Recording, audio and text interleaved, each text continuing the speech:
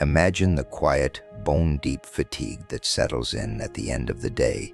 It is not the weariness of physical labor, but the draining, invisible toll of 1,000 swallowed truths. You have spent your life attempting to be the good person. You smile when you are hurting. You agree when every fiber of your being wants to object, and you prioritize the comfort of everyone in the room above your own fundamental needs. Society told you that this endless accommodation was the definition of virtue. You were taught that avoiding conflict, remaining endlessly patient, and erasing your own rough edges would weave a protective shield around your life. You believed that if you played by the rules and never caused offense, the world would recognize your goodness and reward you with peace and mutual respect. But in the quiet solitude of your own mind, you know the devastating truth. The universe has not honored this silent contract. Instead of being shielded by your niceness, you have slowly awakened to a chilling reality. Your harmlessness has painted a target on your back. You look around and realize that the very traits you cultivated to be a good person, your deep conscience, your empathy, your willingness to give the benefit of the doubt, are the exact levers being used to exploit you. You are caught in a dynamic where your energy is constantly being siphoned away by people who do not view relationships as mutual connections, but as opportunities for extraction. To these individuals, your endless patience does not look like saintliness. It looks like an unguarded vault. Yeah, it looks like a territory with no walls and no defending army. You have been waiting for your niceness to act as a protective barrier, but it has only ever functioned as an invitation for manipulators to walk right in and take whatever they please, leaving you to quietly clean up the wreckage of your own life. We must dismantle the lie that being a good person means being a harmless person. A creature incapable of causing harm is not virtuous, it is simply vulnerable. True goodness requires the absolute capacity for force, the ability to draw a line in the sand and stand formidably behind it. If your peacefulness is merely the result of an inability to defend your own boundaries, it is not a moral triumph. It is a symptom of psychological surrender. You have taken the strongest, most protective elements of your human nature, your natural indignation, your assertiveness, your healthy anger, and locked them away in the darkest basement of your mind. You were told that these darker, heavier elements were bad, that they made you difficult or unlovable. But by amputating this vital part of your psyche, you have completely disarmed your own psychological immune system. When you suppress that natural protective energy, it does not simply vanish, it turns inward. It mutates into a chronic humming anxiety. It manifests as a suffocating guilt whenever you even think about putting your own needs first. It becomes the silent resentment that leaks out in ways you cannot control, and the mysterious physical exhaustion that no amount of sleep can cure. Your body remembers the times you betrayed yourself to keep the peace. Every time you apologized for someone else's bad behavior, every time you took the blame for a conflict you did not start, you reinforced a subconscious belief that you do not matter. This self-denial creates a profound inner division, a gap between the compliant mask you present to the world and the exhausted, unheard reality of who you truly are. You are burning up your own life force to sustain a performance that benefits everyone but you. This gap is exactly where predatory personalities thrive. There are individuals walking among us who operate on an entirely different set of rules. They do not experience the guilt, the shame, or the remorse that governs your behavior. They view human interaction not as a shared journey, but as a contest for dominance. When they scan a room, they are not looking for a friend, they are looking for a resource. And they are exquisitely attuned to the frequency of the chronic people-pleaser. Because you possess a deep-seated fear of causing offense, you transmit a signal that exploitative personalities are biologically tuned to receive. They recognize the person who will analyze their own behavior to find fault. the person who will try to communicate better and love harder when faced with mistreatment. They know that if they push your boundaries, you will not push back. Instead, you will do their emotional work for them, continually compromising your own reality just to maintain a fragile, artificial harmony. Your greatest disadvantage in these dynamics is your own mistaken belief about human nature. Because you possess a conscience, you naturally project that same conscience onto everyone else. When an exploitative person crosses your boundaries or acts with calculated cruelty, your instinct is to play amateur psychologist. You assume they must be acting out of some hidden fear, a difficult childhood, or a profound insecurity. You tell yourself that if you can just be patient enough, if you can just find the right words to explain how much they are hurting you, they will finally experience a breakthrough and treat you with the respect you deserve. But you are attempting a dialogue with a mirage. They are not hurting you because they lack the capacity to understand you. They are hurting you because they lack the desire to respect you. Their agenda is not mutual understanding. Their agenda is control. To break free from this exhausting cycle, you must undergo a radical psychological shift. You must abandon the fragile illusion of the nice person and step into the formidable reality of a sovereign individual. This requires a terrifying descent into your own mind to retrieve the very psychological tools you were taught to fear. You must reclaim your right to be difficult, your right to be unyielding, and your right to be universally respected rather than universally liked. It is time to stop asking the world for permission to occupy your own life. It is time to recognize that setting an unbreakable boundary is not an act of malice. It is the ultimate act of self-respect and the necessary foundation of true emotional resilience.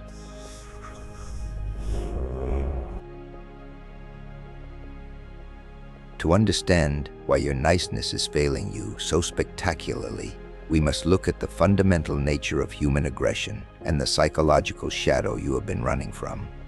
For years, you have been conditioned to believe that any display of forceful energy is inherently bad, a character flaw to be corrected or hidden.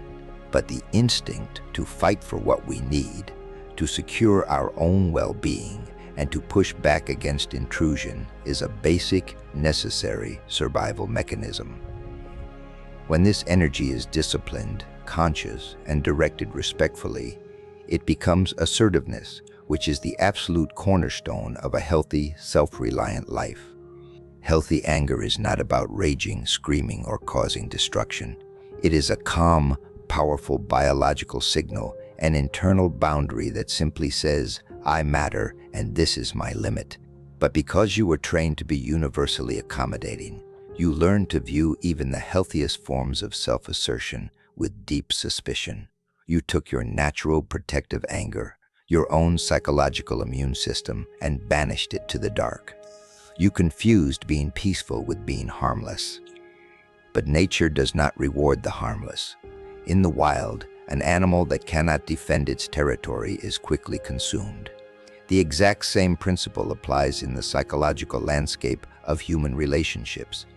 By refusing to own your innate capacity for force, you leave yourself entirely defenseless against individuals who have absolutely no such inhibitions. There are personalities walking among us who view every interaction not as a shared social contract, but as a battlefield where someone must win and someone must lose. These individuals are intensely driven to dominate and extract, but they are also profoundly cunning. They know that if they attack you openly, you might finally recognize the threat and defend yourself. So, they fight underhandedly. They cloak their ruthless ambition in the deceptive garments of confusion, victimhood, and feigned innocence. They do not want to appear aggressive. They want to have their way with you while maintaining a perfectly polished, acceptable facade. And because you are so fiercely committed to being the nice, understanding person, you become the perfect, unwitting accomplice in your own subjugation. consider the elaborate psychological traps they set for you on a daily basis. When you finally muster the courage to address their harmful behavior, they instantly flip the script. They expertly deploy the tactic of guilt, knowing full well that your highly developed conscience is your greatest vulnerability. Suddenly, the conversation is no longer about their transgression. It is about your lack of understanding, your selfishness, or your supposedly unreasonable expectations. They manufacture a sense of profound injury, portraying themselves as the misunderstood victim. Because you cannot bear the thought of causing another person pain, you immediately retreat. You drop your legitimate grievances and rush to soothe their fabricated distress. Or perhaps they use minimization, trivializing the damage they have done, telling you that you are making a mountain out of a molehill, that you are being too sensitive, or that you are crazy for reacting the way you are. They might even use subtle shaming, offering backhanded compliments, or quiet sarcasm designed to breed deep self-doubt. In that moment, the manipulator has executed a flawless offensive maneuver, successfully defending their territory and reinforcing your submission, all without ever raising their voice. This dynamic explains the profound, disorienting exhaustion that defines your daily life. You are caught in a relentless cycle of trying to reason with an illusion. Because you possess empathy and a sincere desire for mutual harmony, you project those exact same qualities onto the manipulator. You assume that their destructive behavior must stem from some deep-seated fear, a troubled past, or a simple misunderstanding.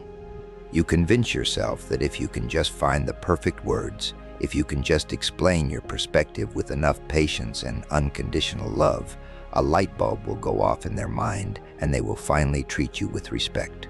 But you are attempting to decode a mystery that does not exist. They are not misinterpreting you. They are deliberately managing you. Their actions are not driven by a hidden vulnerability that needs to be healed, but by a cold, calculating desire to maintain the upper hand. Every time you try to psychoanalyze them, you are entering a courtroom where they act as both judge and jury, and you are guaranteeing your own defeat. The cost of maintaining this illusion is extracted directly from your own physical and emotional vitality. The anger you so dutifully swallow does not evaporate into the ether. It turns inward. When you chronically repress your natural responses to protect a toxic relationship, your nervous system remains in a constant state of unacknowledged emergency. You are forcing your own biology to absorb the shock of repeated boundary violations. The body becomes a silent battleground where your suppressed needs wage a daily war against your desperate desire to please. This internalized friction manifests as a lingering depression, a mysterious, bone-deep fatigue, or a sudden, inexplicable sense of panic. Your physical form is desperately trying to tell you what your conscious mind refuses to accept. You are being preyed upon, and your strategy of endless accommodation is destroying you from the inside out. True healing cannot begin until you stop treating your own protective instincts as the enemy. To break this self-defeating cycle, you must initiate a profound transition from the submissive victim to the formidable sovereign of your own life. This requires you to grieve the relationship you thought you had, abandoning the fantasy that your endless patience will eventually be rewarded with basic human decency. You must learn to judge people not by the invisible, noble intentions you project onto them out of your own goodness, but strictly by the objective reality of their actions. If a person consistently lies, twists the truth, drains your energy, and tramples your boundaries, that behavior is the only truth you need to act upon. The ends they seek, power, control, and advantage, are the only things that matter to them, and your compliance is the fuel that runs their engine. You must prepare yourself to cut off that fuel supply entirely, a step that requires you to forge a completely new, unyielding psychological armor. Stepping into this newly forged psychological armor requires you to endure a very specific, agonizing kind of emotional withdrawal. When you first stop playing the role of the endlessly accommodating person, your nervous system, which has been addicted to the anxious rhythm of appeasing others for decades, will panic. You will not immediately feel a victorious rush of empowerment. Instead, you will likely feel a profound, suffocating wave of misplaced guilt. Your conditioning will scream that you are being selfish, cold, and unreasonable. You must understand that this guilt is a phantom.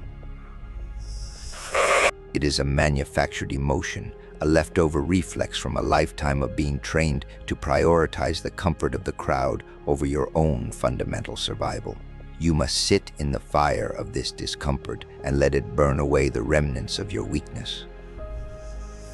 You must endure this withdrawal without flinching, because the moment you revoke your endless compliance, the individuals who have relied on your vulnerability will initiate a relentless campaign of resistance.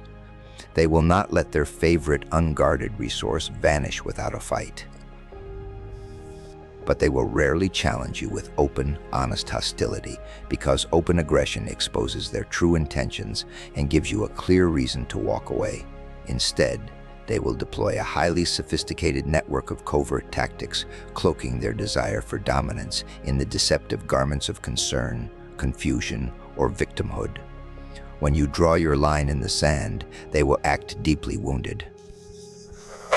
They will use subtle shaming, implying that a truly kind or loyal person would never behave as rigidly as you suddenly are.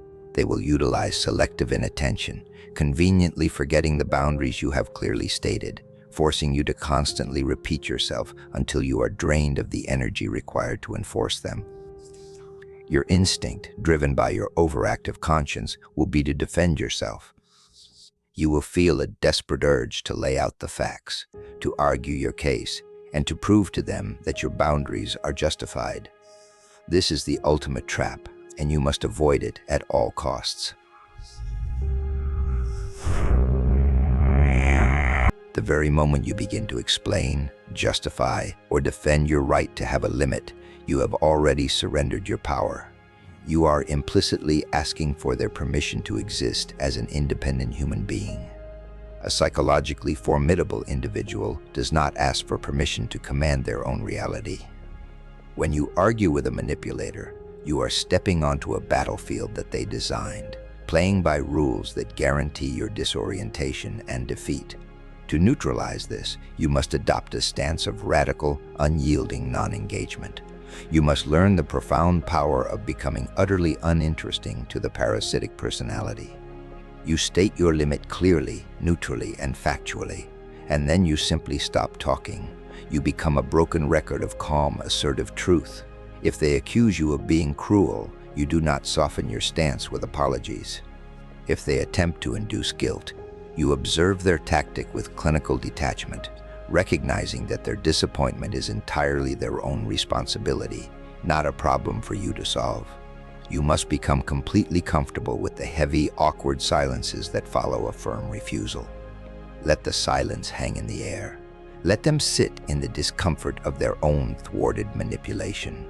As you hold this line, starving the toxic dynamic of the emotional reactions it so desperately craves, a profound psychological awakening occurs. The heavy, suffocating fog of confusion that has plagued you for years begins to evaporate. You realize that you cannot control whether someone attempts to manipulate you, but you possess absolute, sovereign authority over your own assent to their behavior. You construct an impenetrable sanctuary within your own mind, a fortress built on the certainty that no one can shame you, coerce you, or drain you without your subconscious consent. You stop wishing for a frictionless world where everyone plays fair, and you start developing the callous skin and sharp intuition required to navigate reality exactly as it is.